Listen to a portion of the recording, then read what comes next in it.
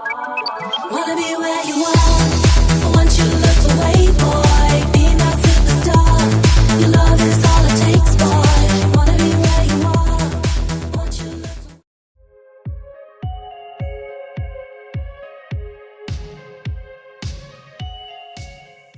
Hi there, Paul here from the House of the Outsiders, and thank you for dropping by. Yes, I know, it's been a while. It's been a reason or two for it. Main one being that, sadly, my little pet of 18 years, Basil, had to be put to sleep. And that meant the household has been a little on the sad side. I mean, we had him for 18 odd years, so been a bit of a gap in our lives. And when it's come to sort of making art and sitting down and being creative, just not felt like it. I'm sure you know what it's like. I know when, if you go through stressful or disturbing times, just switching the video camera on and trying to think of something to make, it just doesn't go. So I've been being good to myself and being easy and just give myself a couple of weeks away from videoing. I mean, not quite true. Went off to a friend's house and I made a page there. Plus I did make another page, which, though she said that page was okay, I looked at it. And I did do a video for her and edited it and I did a voiceover, but I played it back and I thought, oh no, it's just horrible. So you're never going to see it. It's I mean, I may post a photo of it, I don't know, but yeah, generally speaking, it didn't happen. So anyway, back to the swing of things. I'm back in the right frame of mind again, and I sat down to draw a little character, which I then drew on the computer and printed out. So I've got a little toodle monster. Wanted to go for a more basic design. I really do like kind of minimal, cute kind of characters, and yeah, I thought I'd play with this. I'd round the character off, and I'd not put as many embellishments in it, because what I like is at this stage is that once you've coloured it in, you can then add your own embellishments, and I can take it in a way I want to go. I can either scruff it up and add extra scruffy lines, or I can add hearts, I can add circles, I can add arrows. As you can see in this case, I went with circles, gave them a kind of a mottled appearance, and then yeah, just proceeded to outline him and give him a thick border, and you know, just finish it off like you do with a lot of these designs, with a little bit of white. I don't use it as often as I could really, and yeah, it really does make the designs pop when you add a little bit of white highlight over the top. Quite happy to put shadows in, I just always forget the highlights, so.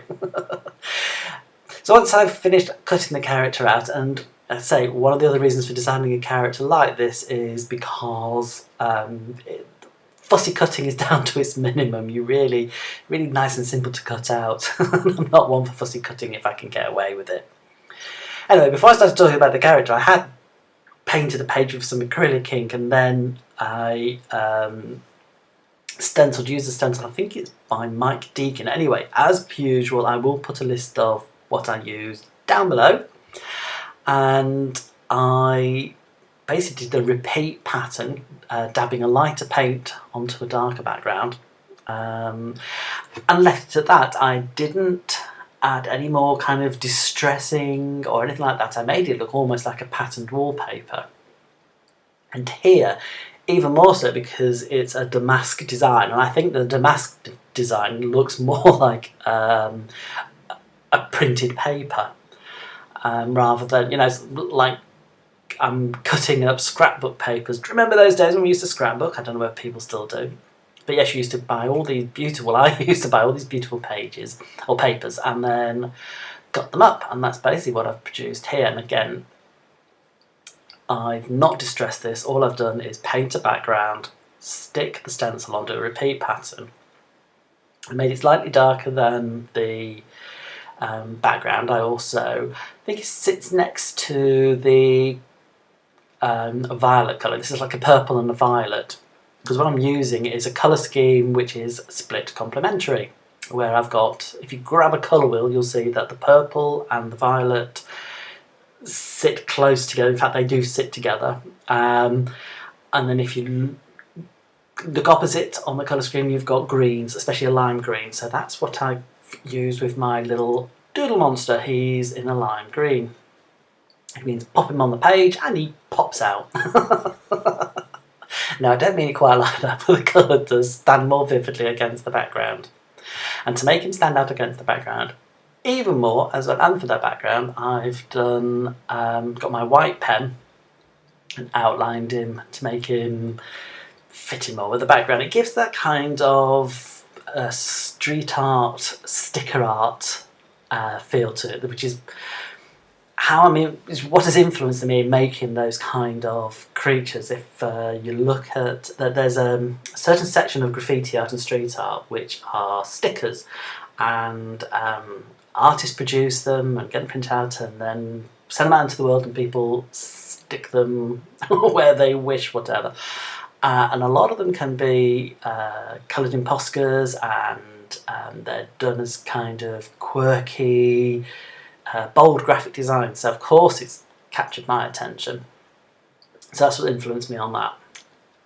Anyway, whilst I've been rambling, you've noticed that I took my Posca pens, and on that little hillock that I created for my creature to stand on, I wanted to add a little bit more doodling over the design, so I got some circles, and then I printed some dots, or then I dabbed some dots over it, and then I dabbed some dots inside the circles, and yeah, I don't know, it's layers upon layers, but it's still bold, it's still graphic, so yeah, pleases my eye, pleases my aesthetic sensibilities.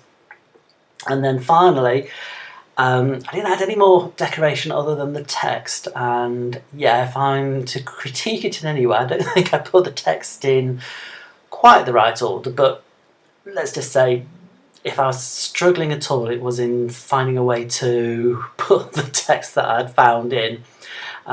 He does that weird lip twitch thing, and yeah, that's what it should read, and it kind of reads a little bit like he does that twitch weird lip thing, so yeah, I didn't get that quite right. It comes from a film, it's a quote in a film. Anyway, better shut up now because the video is almost over. Oh no, it isn't. I thought it was, I thought I'd run out of time. So yes, it came from a movie. And I thought, yeah, I like that. Took the quote, wrote it in my book, and that's why I've done it in black. Did it in kind of basic stick writing, filled it in, and now I'm speaking really fast because I know we are going to come to the end, and I outlined it in white. There was once upon a time when I didn't like it being outlined in white, but I think I'm getting a little better at it, and I do like the look. It also matches how I've also outlined the creature and the hillock in white. Anyway, we really are coming to the end. Thank you for putting up with my ramblings as always, and I shall see you really soon. Some close-ups coming up. Bye for now.